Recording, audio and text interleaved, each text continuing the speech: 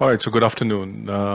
See, many students want to understand, why do we have, the inductance shown as a loopy, geometrical structure, okay, just like this, okay?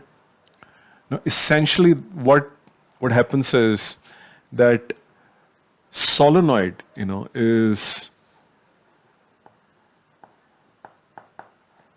is a great example of inductance. Okay, the solenoid is a great example of, and the representation of a solenoid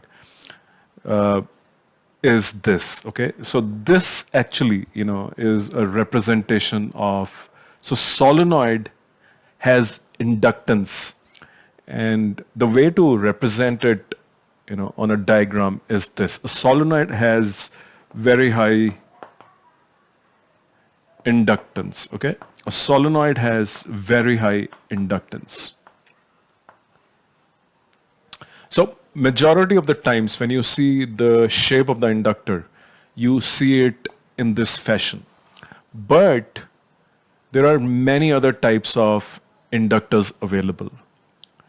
One of the famous type of inductors which is available is also called as toroid. Okay, so you might have seen a toroid, which is essentially, some coils which get wound over, a core and looks like this. Okay, it has its own advantages.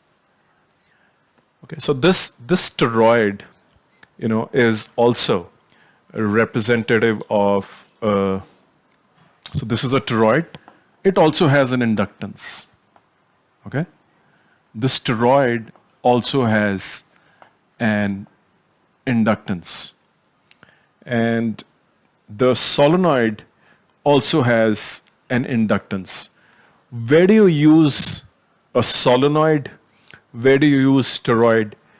Actually depends on the industry application. You can choose toroid in some places, and in some places you can choose solenoid, because solenoid has its own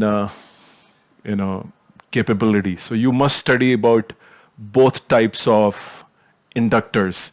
But most importantly, most of the time what you will see, this sign, which is nothing but a solenoid. But there are other types of inductors like toroids also available. So I hope it clarifies that there are multiple designs of inductors which are available.